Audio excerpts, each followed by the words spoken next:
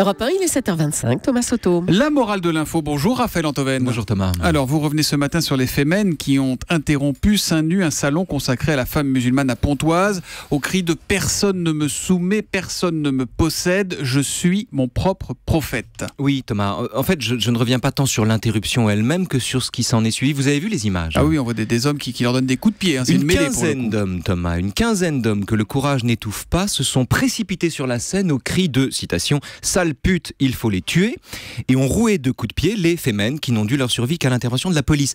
Or depuis 2 jours, on parle beaucoup plus, comme d'hab d'ailleurs, des seins nus que du lynchage collectif qui s'en est suivi. Et c'est ça le vrai scandale dans cette histoire. Je veux dire, est-ce qu'on lynche les supporters de foot qui se mettent à courir nus sur le stade? Non.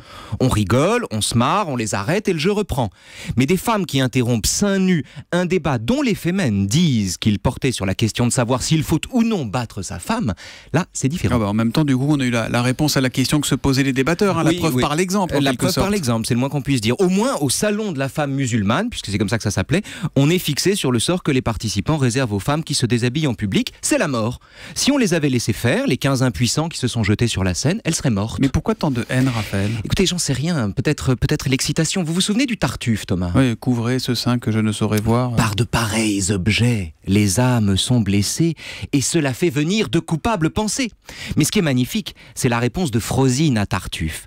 Vous êtes donc bien tendre à la tentation, et la chair sur vos sens fait grande impression, et je vous verrai nu, du haut jusque en bas, que toute votre peau ne me tenterait pas. Molière a tout dit. Et alors, quelle est la morale de l'info derrière Molière? Écoutez, la morale de l'info, c'est tout simple, hein. C'est que tout homme qui bat une femme, de façon générale, et en particulier quand elle montre ses seins, est un Tartuffe et un porc. Un porc. Ah, un vous porc. allez encore vous faire des amis, vous. La morale de l'info qui ne tourne pas autour du pot, c'est tous les matins avec le philosophe d'Europe 1, Raphaël Antoven. Vous savez, Raphaël, vu le nombre de messages qu'on reçoit tous les jours pour vous, il va falloir que vous passiez dans la social room d'Europe 1 un jour pour dialoguer en direct plaisir, avec les auditeurs. J'irai avec c'est juste derrière le studio, là. D'accord, juste okay. derrière. En attendant, on vous retrouve demain à 7h25 sur Europe 1.